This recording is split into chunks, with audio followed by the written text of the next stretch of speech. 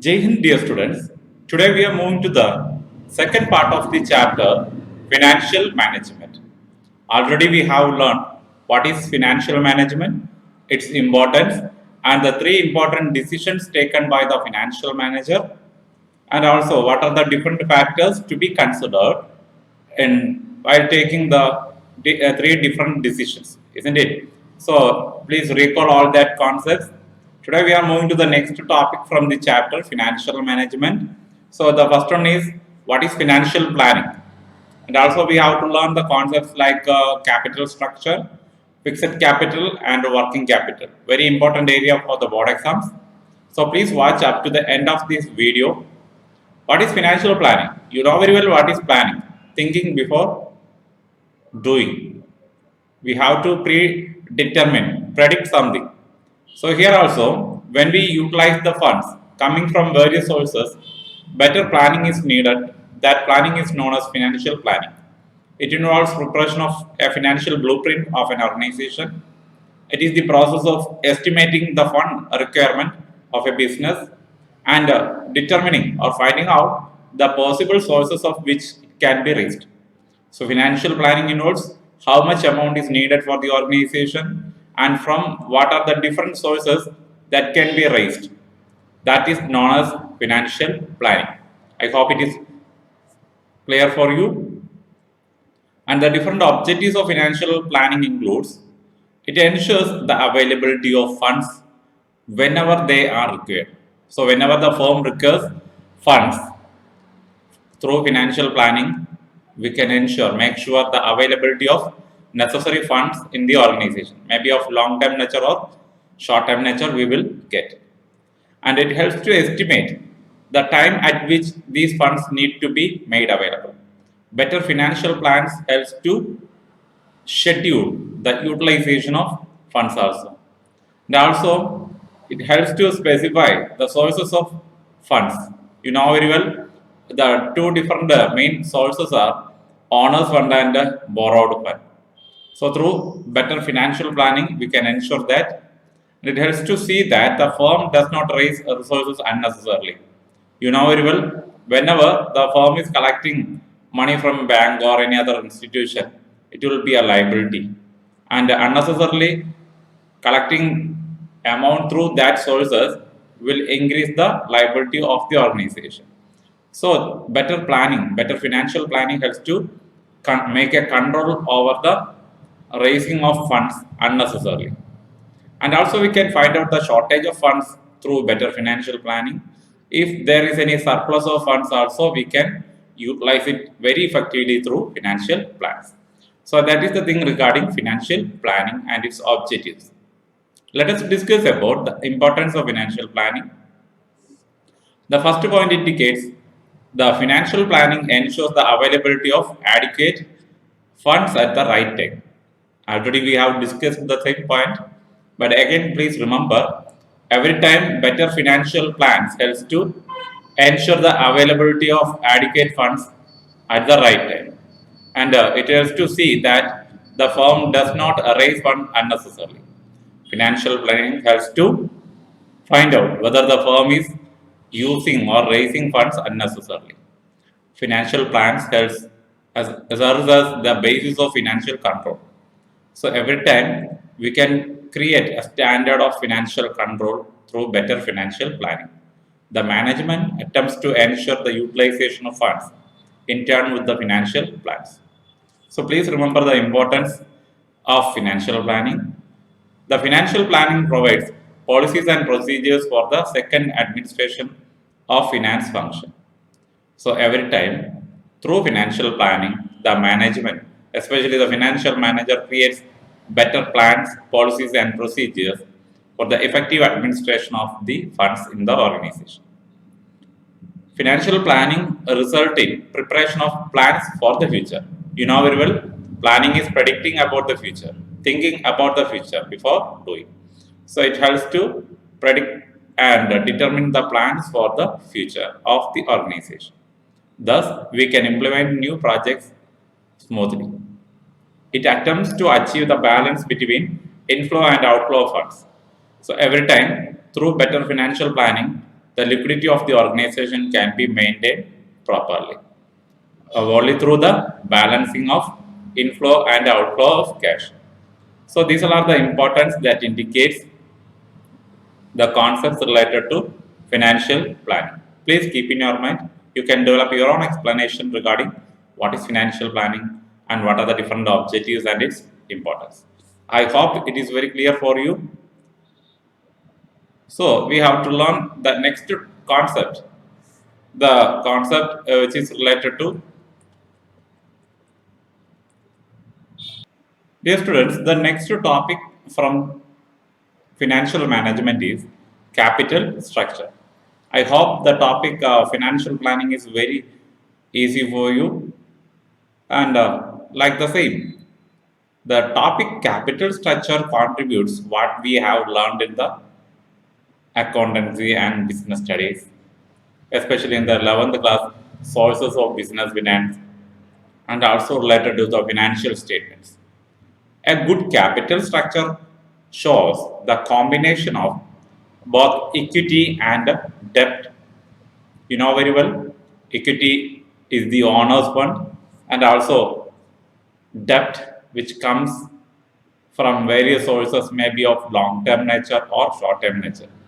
So, the capital structure is the particular combination of debt and equity used by a company to finance its overall operations and growth. So every organization will involve the combination of owner's fund and borrowed fund, or we can say debt or equity. Debt comes in the form of bonds, issue or loans, while equity comes in the form of common stock, preferred stock, or retained earnings.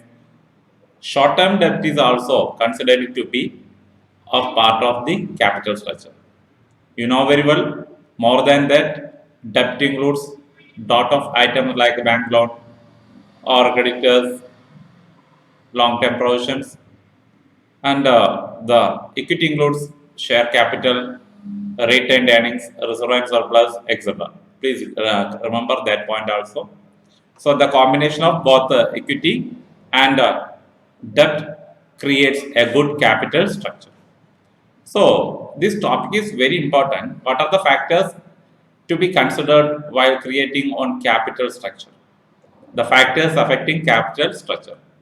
First point is that the cash flow position of the organization.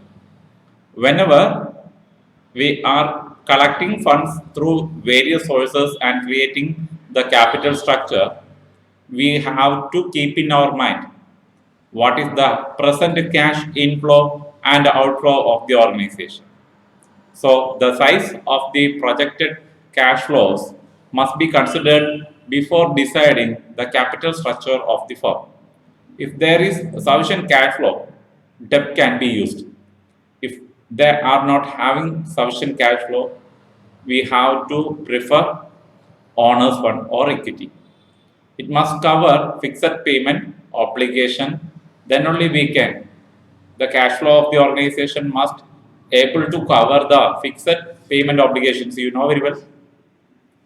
The amounts which are utilized for paying rent, not only the small type of expenses, but also the expenses like interest on bank loan, interest on debentures, etc. Please keep in mind, if the firm have good cash flow position, they can prefer borrowed funds or debt. If don't have a good cash flow position, means inflow position, we have to keep what? We have to depend upon the equity. And the next factor is interest coverage ratio. Every time this factor is very important. So while collecting the funds, we have to check whether the firm is able to pay. You have to calculate the interest coverage ratio. Depending upon the interest coverage ratio, already you have learned what is interest coverage ratio in accounting ratios. It shows the firm's ability to meet the payment of interest on long-term debt from net profit available during the year. So while collecting the funds from different sources, we have to calculate the interest coverage ratio. Also, debt to service coverage ratio. Debt to service coverage ratio. The ratio, debt to service coverage ratio indicates the better ability to meet cash commitments and consequently the company's potential to increase debt component in its capital structure. So debt service coverage ratio indicates the ability of the firm to meet or to repay the debt which is collected from various sources. So we have to consider this ratio also. Return on investment. Every time, dear students, the next factor we have to consider return on investment. If the return on investment of the company is higher, the company can choose to use trading on equity to increase its earning per share. You know very well, earning per share indicates the earning capacity of the organization when they invest more in equity, means in the share capital.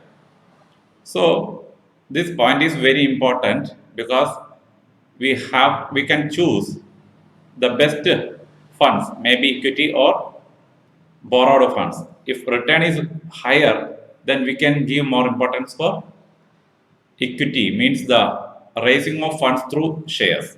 Please remember the point. And also cost of debt. That is another factor we have to consider while collecting funds, also creating the capital structure.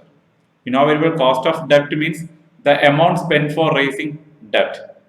Normally, the amount spent for raising debt is very low comparing to the cost of equity. So, a firm's ability to borrow at a lower rate increases its capacity to employ higher debt. Thus, more debt can be used if debt can be raised at a lower rate. So, every firm prefer debt to capital, means funds from debt, long term borrowings plus the short term liability creates the debt. So, remember at that time the cost what we are spending for raising that type of funds, if it is very low, we can depend debt to fund more than equity. And also the tax rate, sometimes we have to pay more amount of tax if we are giving more importance for equity. Whenever we are issuing dividend, at that time there will be an element of tax.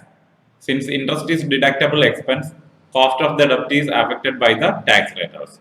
Interest maybe for the bank loan or for the debentures. A higher tax rate thus make debt relatively cheaper and increase the attraction vice versa for equity.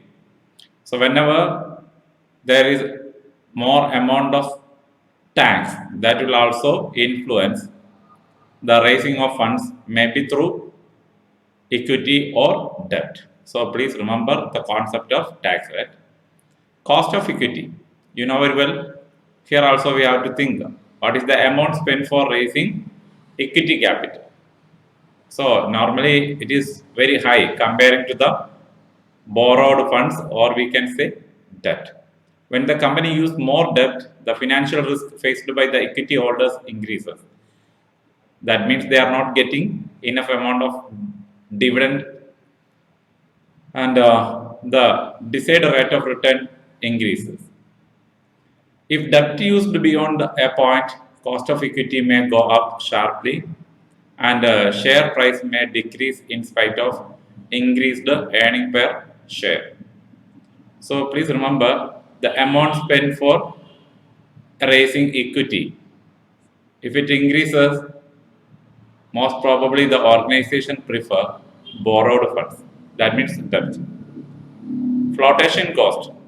Flotation cost already we have discussed. There will be some expenses for the collection of funds from various sources. That is known as flotation cost. Cost of public issue is more than flotation cost taking a loan. So when a company prefer to issue shares to the public, there will be more expenditure than taking a loan from the bank.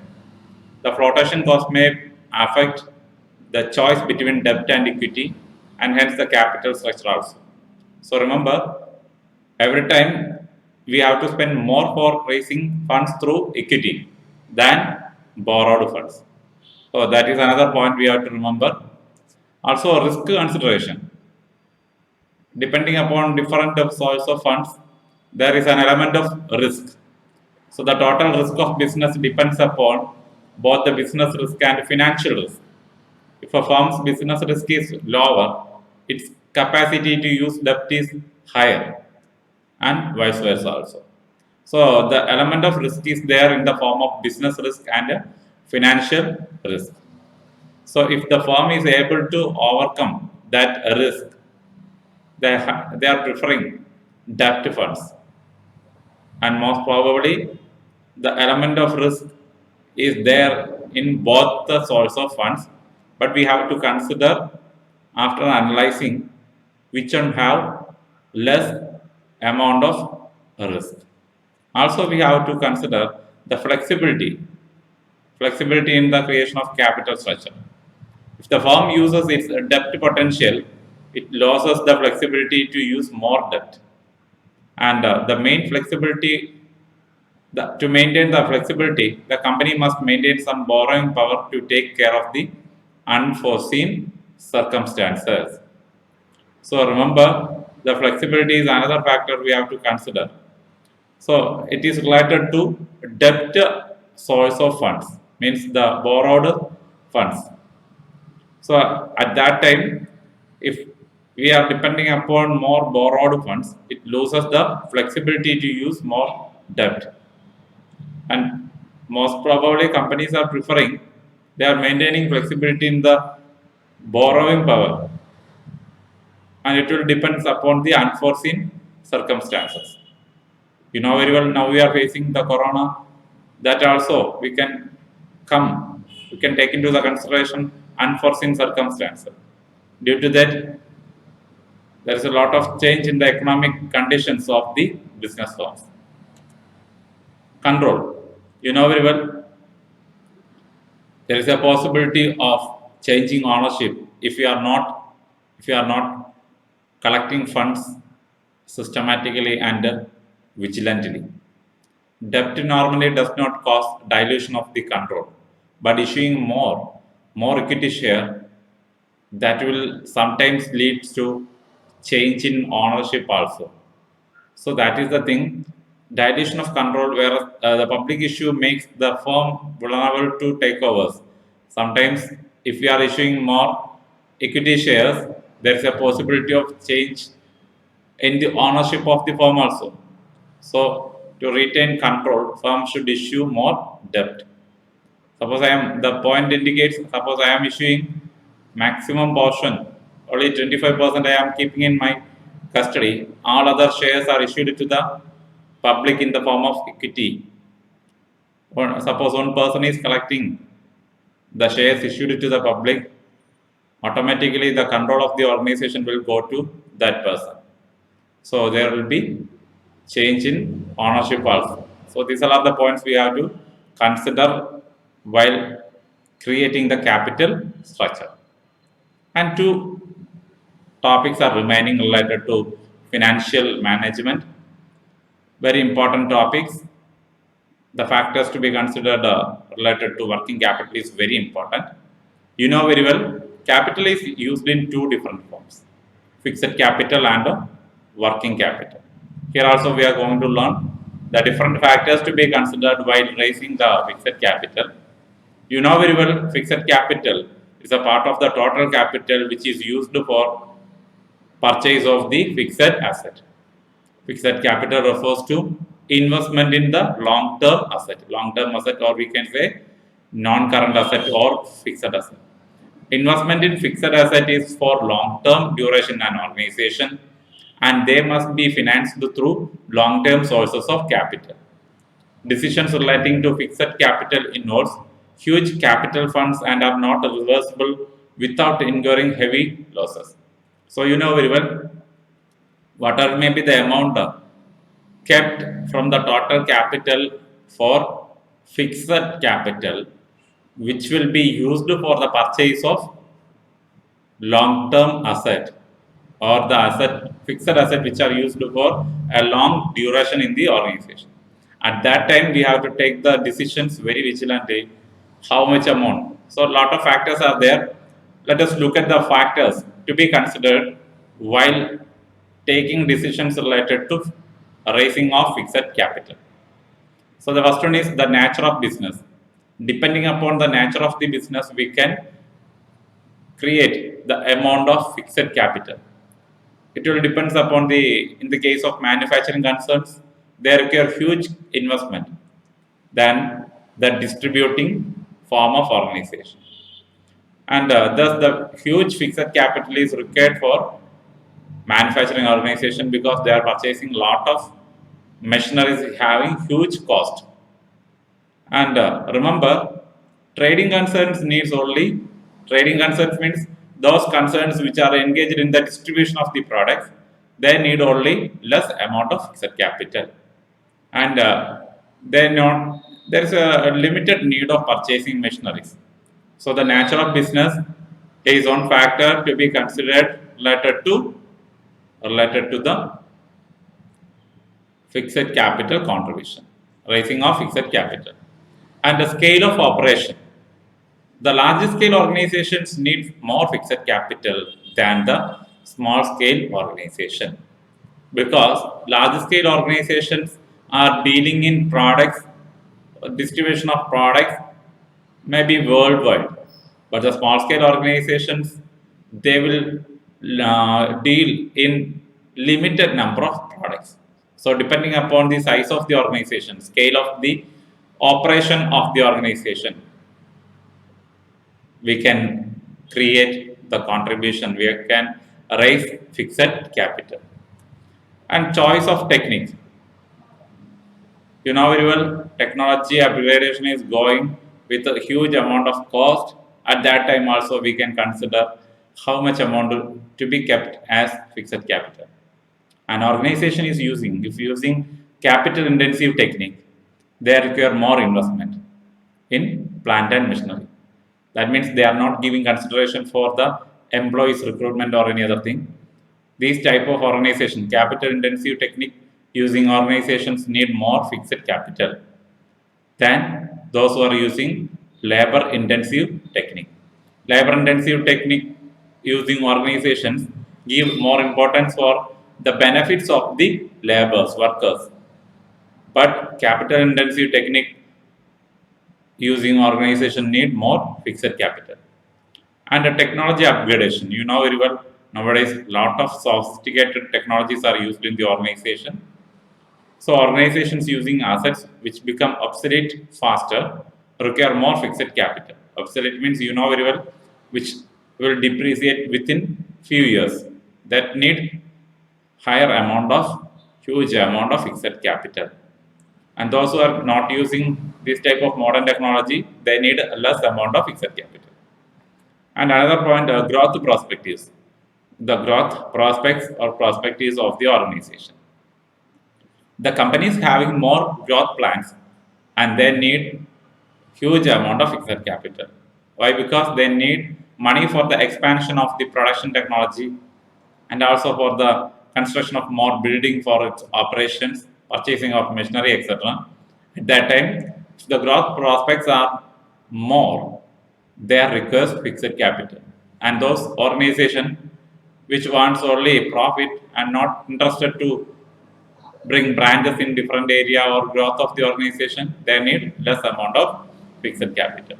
You know very well the term, meaning of the term diversification.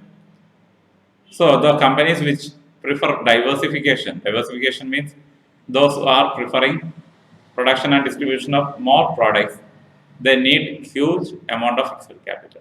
In case a company goes for diversification, then it will require more fixed capital to invest in the fixed asset. You know very well, the organizational structure also will be different. We have to prefer the divisional structure. At that time also we have to bring more fixed capital in the organization. Now very well, if the distribution channel, depending upon the distribution channel, we have to collect the fixed capital.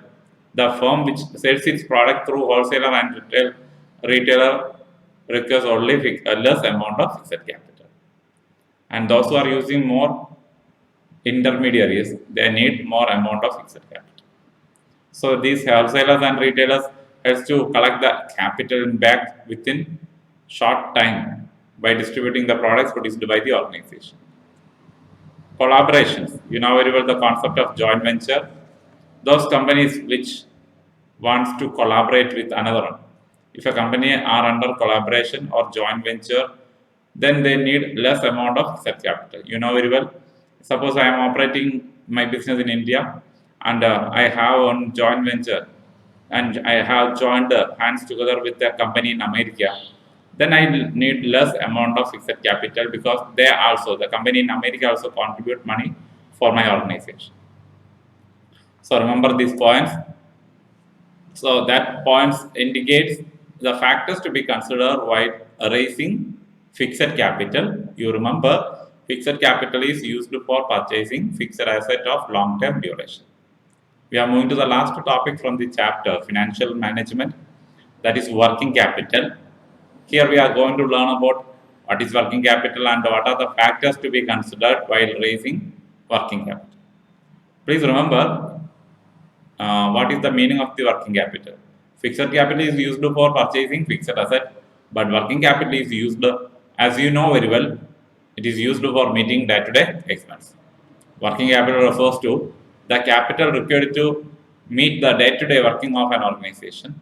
Apart from the investment in fixed asset, every business organization needs to invest in current asset also, which can be converted into cash very easily, cash and cash equivalents very easily within 1 year. They provide liquidity to the business. So you know very well the concept of liquidity ratios. Working capital is a good sign which shows the amount available for the firm to meet the day-to-day operations of the business. Please keep in mind and what are the factors to be considered for raising or keeping working capital. So as we said earlier, depending upon the nature of the business, a trading organization needs a lower amount of working capital as compared to a manufacturing organization.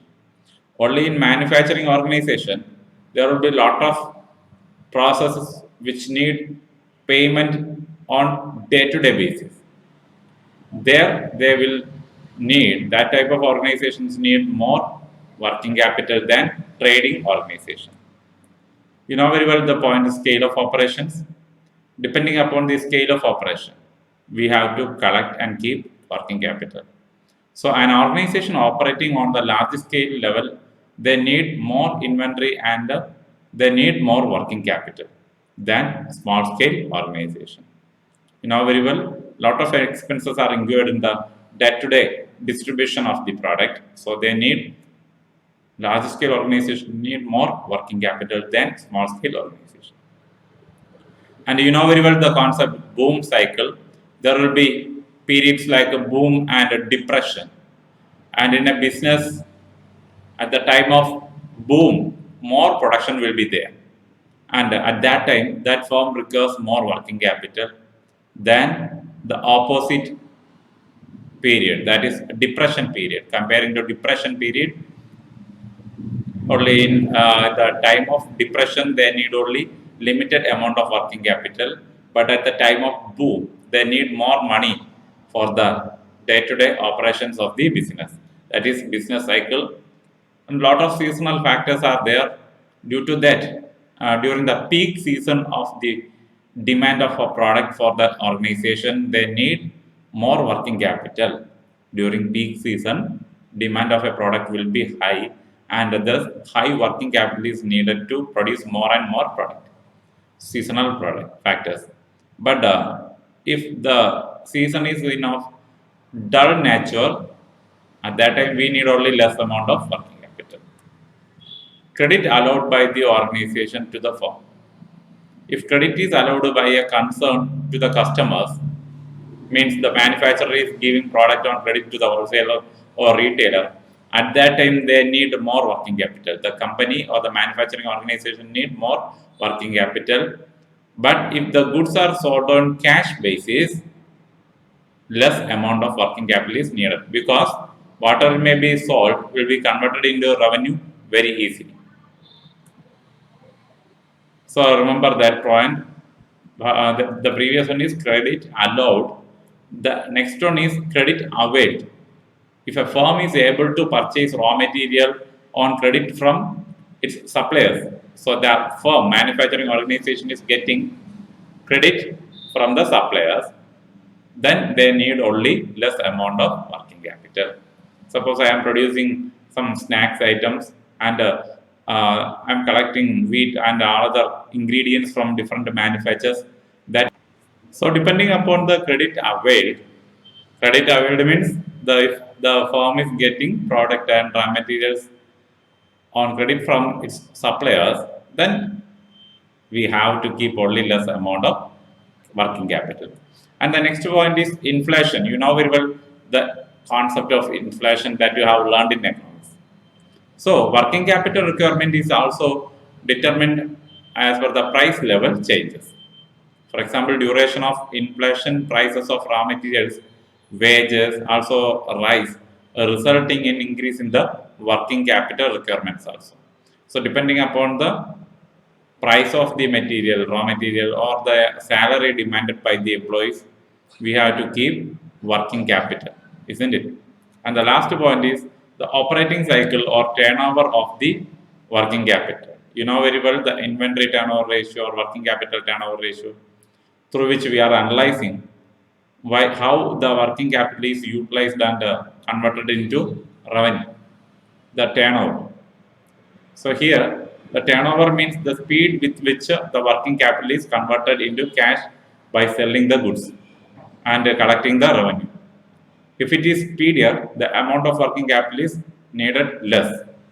You know very well, if we are getting products sold very quickly, we need only less amount of money as working capital to meet the day-to-day expenses.